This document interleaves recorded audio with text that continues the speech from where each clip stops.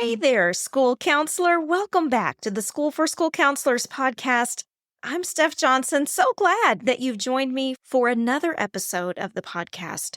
Hey, so as I'm preparing this podcast episode, I'm just going to be real with you for a minute. I'm going to tell you that it is December. I'm recording the Sunday before the last week of school before Christmas break. And so if you're listening to this episode around that time, you know what I'm talking about. Things are crazy town right now, aren't they? Speaking for myself, things are so busy on campus right now. Not only do I have my regular responsibilities going on, but I'm also doing holiday outreach projects. I'm organizing hundreds of Christmas gifts to be sent out into the community. I'm coordinating deliveries for those. I am coordinating pickup times. I'm coordinating holiday meals. I'm trying to get students' end of semester grades all finalized and lined out. And y'all, there's just so much going on top of all of the normal stuff that goes on this time of year with family, celebrations, kids' concerts, and events. It is just a busy, busy time. And I love it all. I wouldn't trade it for anything. But you and I both know there are only so many minutes in the day, right? So as I was thinking about this podcast episode this week, I decided to pull an episode from the archives. But I have a really good reason for this. And it's not just because I'm tired and I'm overwhelmed and I have a lot going on this time of year. It's also because it correlates beautifully with a new resource we just released into our mastermind community today. Now, in our mastermind, we seek to avoid all of the print and pray resources that you see all over the internet for school counselors. We believe that true counseling comes from knowing your skills very, very well and through professional fluency. And if you possess that knowledge and expertise, then that extra baloney is unnecessary because you already have everything you need. We love to release our school counseling playbooks that give you a roadmap for common school counseling concerns without having to print a bunch of extra stuff. They walk you step by step through the concerns for both younger students and our adolescents and young adults. So far in our playbook series, we have the school refusal playbook, parent and community engagement, grief, collaborative problem solving, which, as a side note, is just about the best approach I think you can learn in school counseling, the behavior intervention playbook, and anxiety playbook. And today, we just released the oppositional behavior playbook. And so as I'm celebrating the release of this new playbook with my mastermind members, I thought, you know what? Let's pull in the episode that I did back in April of 2023 about oppositional defiant disorder and what we should really be talking about in schools. I hope you love this. Let's take a listen. Hello, school counselor. Welcome back to the School for School Counselors podcast.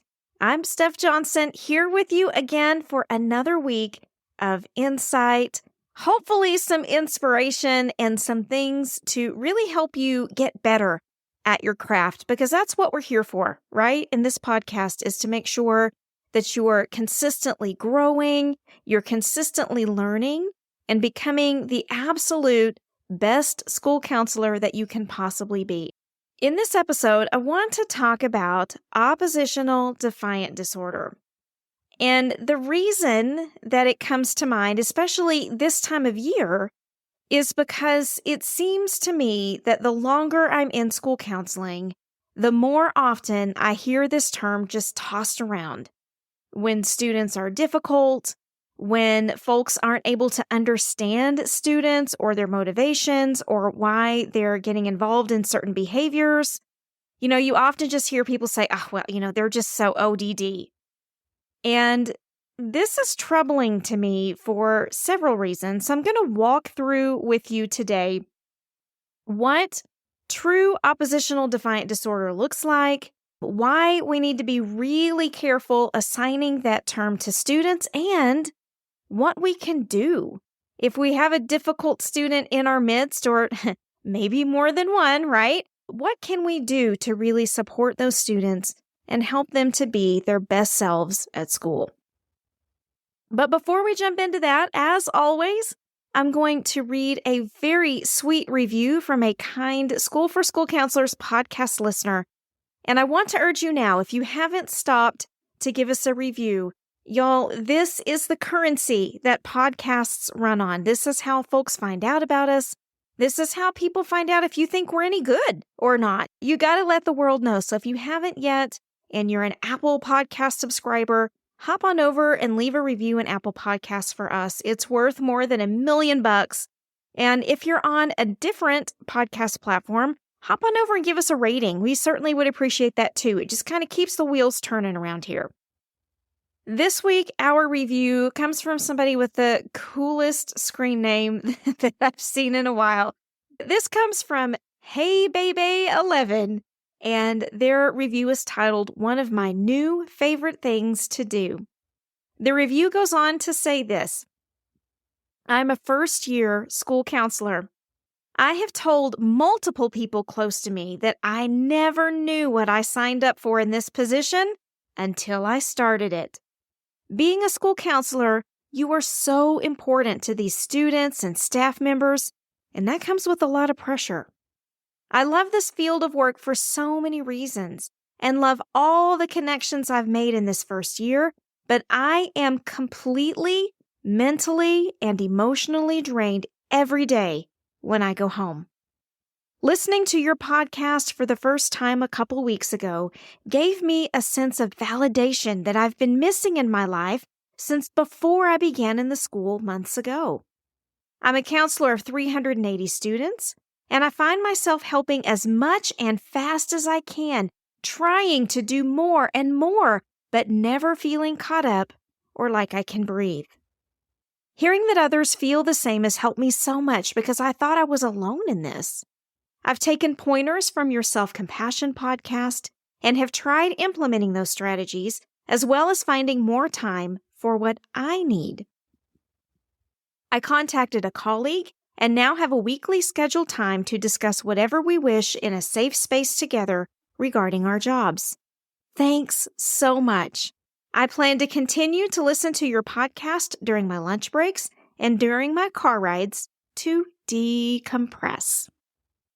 What a lovely and thoughtful review. Hey, baby 11. I'm telling you what, man, you know how to throw some words down there. I am so grateful for your thoughts, for your compliments, but most of all, I'm grateful for the opportunity to serve you and so many of our colleagues in knowing that you aren't alone, that this isn't an unusual experience that you're having, and that we can band together not only to support and empower each other, but also to catalyze some change in our field. And we're working really, really hard toward that end. I'm glad you're here with us along for the ride. All right, guys, again, I'm going to ask you, if you haven't left a review, join in the cool kids club like Hey Baby 11 and leave us a quick review for the podcast. We could not thank you enough for that. All right, so let's hop into the idea of oppositional defiant disorder, a term that we hear people toss around all the time. And quite frankly, I don't love that, but it is what it is. It just sort of seems to be the world we're living in right now. If you don't know what to do with the kid, if they get persnickety, if they're argumentative, if they don't cooperate, all of a sudden we're calling them ODD. Perhaps you have some students on your campus that behave this way. They're argumentative, they refuse to complete work, they may shout, they may accuse others, they may curse, they may threaten, they may have these severe emotional outbursts. Sometimes those get physical. Do you have any of those? And maybe you've tried incentivizing good behavior, right? You've tried the behavior charts. You've tried rewards. You've tried positive incentives. Perhaps you've tried building rapport, right, for hours upon hours. You've tried gaining parent cooperation. You're trying to get teacher buy-in, everything you can think of, but nothing seems to be getting better. Sometimes I think teachers like to slap this label on kids during conversations because it gives them a feeling of control in a very out of control situation. But here's the thing. We're not doing students any favors when we start thinking about them as ODD, right? There are a couple of reasons for that. First, it just kind of cements an identity for students, right? Oh, they're just ODD. Like nothing can be done about it. Or, man, it's out of my hands. They're ODD. What do you want me to do about it? Very, very pathologizing nomenclature really boxes students in. I think it really discounts their potential. And it kind of gives everybody a pass to stop encouraging growth, right? As if this student is just doomed to a life of the same behaviors, right? Well, I washed my hands of them. They're ODD. What do you want me to do? Very, very dangerous line of thought, especially in education. So that's the first problem that I have with this label being thrown around. Second of all, and you and I both know this, it is not a trauma-informed perspective. There's a lot of crossover between oppositional behaviors, defiant behaviors, and traumatic exposure. We have to keep that at the forefront of our awareness as we come across situations like this. We really need to examine the trauma angle. We need to make sure that we haven't just written this off, that we haven't just said, oh, they're kind of a bad kid. They don't listen. They like to argue. I don't know how to get them to buy in with me. Must be ODD. No, it does not have to be ODD. And it's really important to keep it in perspective. Third, and I've hinted at this earlier, but I think a label like oppositional defiant disorder, number one, just labeling a kid with any disorder in general is really limiting for their own self-actualization and for the growth of the people around them, to not only encourage them to step into their best selves, but to grow as encouragers, as coaches, as teachers, and as educators. We have to keep these doors of potential open. And when we start arbitrarily assigning these disorder label to kids, we stunt those opportunities. Because as we label students and maybe get a little dramatic in our assessment, right, through our frustration, through our anger, perhaps through our resentment, we can sometimes encourage students to live up to the negative potential that we've assigned to them instead of what they can truly be. So we've got to be super, super careful with these terms getting thrown around. I often tell school staff or other counselors that I work with, when I hear the oppositional defiant label placed on the table, I'm usually the first one to say, hey, hang on a second, let's pause. I don't like that phrase. Can we think of another way to describe this student that feels a little bit more accurate? Now, to be fair, you may have students on your campus that do meet the criteria of oppositional defiant disorder. But number one, I think there's a lot of flux in this definition. And number two, as school counselors, we're not tasked to diagnose anybody anyway.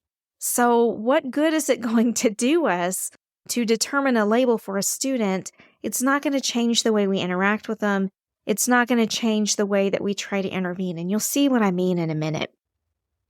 First, let's look at the DSM-5 diagnostic criteria, not because we want to diagnose students, but we do want to be aware of the criteria being used by other practitioners.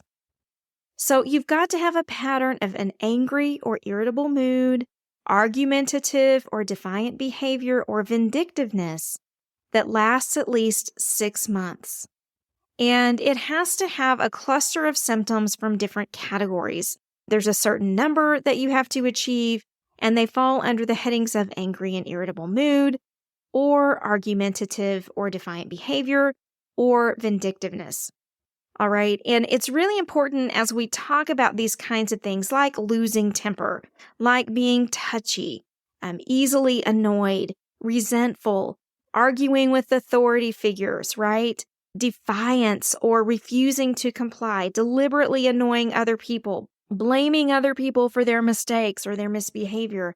All of these different kinds of things, we have to remember that some of this may be developmentally appropriate, right? To an extent, it may be appropriate. So there are different criterions depending on the age of the student, depending on the frequency, the intensity of the behaviors, those kinds of things. And then we've also got to consider gender. We've got to consider culture. So there's a lot of pieces that go into this. It's more complicated than you'd think. And that's another reason I really don't like people throwing this term around. These disturbances also have to be associated with distress in the student or others in their social context. And it has to have a negative impact on some of their major areas of functioning, like their social relationships, their educational attainment, their ability to hold a job, those kinds of things. And then they have to be independent of some other sort of complicating factors, other disorders and things like that.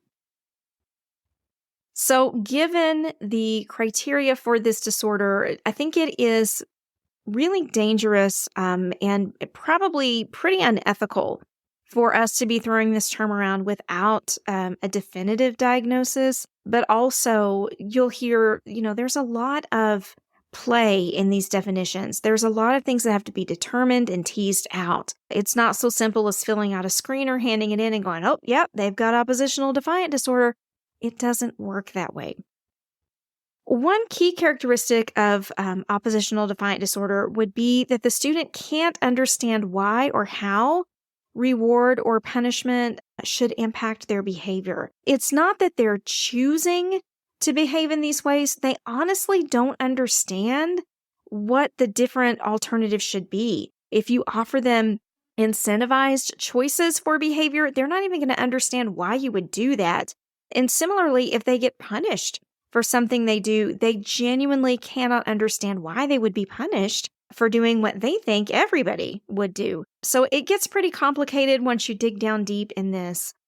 And what's even more interesting is Bessel van der Kolk, who many of you know from the book The Body Keeps the Score, has actually proposed a whole different label for some of the kids that are falling under the ODD nomenclature.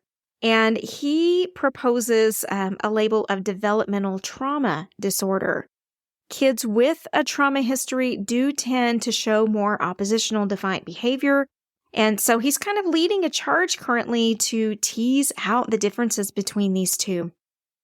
But all that aside, knowing kind of what oppositional defiant disorder looks like, what students who have been exposed to trauma looks like, we need to take a trauma-informed lens anytime we're confronted with a student who appears to be oppositional and or defiant. So what can we do to support these students at school? Number one, I'm going to say this. You can hear it coming, I'm sure. Build relationship, right? No matter what they may imply, relationships are important for all students. You have to be able to invest in your difficult folks, or you have to be able to find somebody else who can. Yeah? And you've got to remember, this is a long game. This is not going to be a matter of sitting down together 2 or 3 times and all of a sudden you're campus besties. It doesn't work that way. Depending on their age or their grade level, a student may have been ostracized. They may have been marginalized in school for quite some time. And so it's going to take a while to gain their trust. They may have written everyone off around them, or they may have had experiences where folks looked like they were attempting to get to know the student, but really were trying to build that relationship for the purpose of manipulation. And once the student didn't comply in as quickly a manner as the adult would have liked, they retreat, right? They pull away from that relationship and just go, oh, well, I just don't know what to do with them. I tried, right? This is a long game. And when I say long game, Sometimes that's weeks, sometimes it's months, sometimes it's years. And so are you prepared to invest in that? You really need to take a good long think about it. Second, to support students with these types of behaviors on campus, let's just take all these little behavior charts, rip them up in little tiny pieces, and set them on fire, please. Get rid of the behavior charts. For a student who doesn't understand why reward or punishment should influence their behavior, a chart ain't going to do it. Behaviorism with these oppositional behaviors, in my opinion, fail spectacularly. And so what I would propose instead is skill building with students, right? Teaching them how to utilize some skill subsets in their classroom. What I mean by that is if you have an oppositional student and they're directed, to get to work on that assignment, get that completed, of course they're going to say no, right? Or they're going to shut down or they're going to refuse to complete the work. Lots of students with these types of behaviors really appreciate a choice. You can do this or you can do that. If you can craft these choices correctly, you're going to be giving them two options. Either one would be what you would want to see. And so that's kind of the game on this, is to give them two desired outcomes and let them choose the one they want to pursue. You can also teach students how to pursue alternative activities when they're just not feeling what they're supposed to be doing. Now, does this give them the opportunity just to completely disengage and not do it? No. But if you set limits, if you set some parameters for this, give them the option to at some times choose some alternative activities, you may see some improvement overall. And again, this is a long game. It's not going to be one or two times and all of a sudden they're a new person. But giving them choices, giving them some control in their environment typically helps. And then we've got to practice these. It's not something that we can just direct them to do in the classroom. If they're presented with a request they don't want to follow, their brain is immediately going to fly toward, how can I get out of this as quickly as possible, right? And so they're not going to be able to think through their options. They're not going to be able to reason through what they want to do next. So we must practice with them beforehand at different times during their day to really make sure that we're setting them up for success.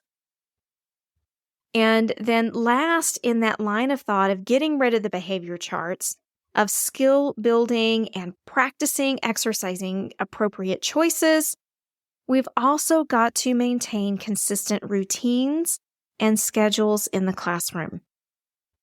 Y'all, some of our classrooms are really struggling in this area.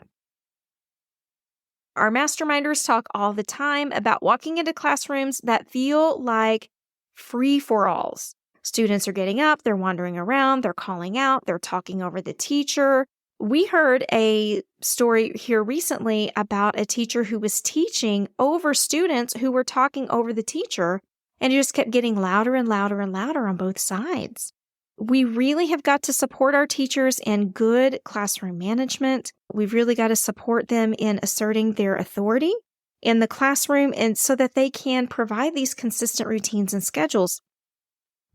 It's a lot of work on the front end to get these systems in place, but boy, oh boy, does it make everybody's lives easier when students know what to expect, they know what's coming next, and they know what they can do in the moment. It's just phenomenal, the change that good routine and structure can make.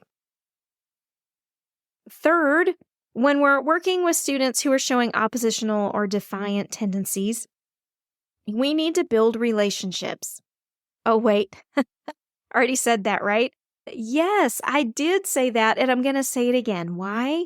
Because it is so important. Find who the student gravitates toward. Who do they seem like they might want to spend a little bit more time with on campus?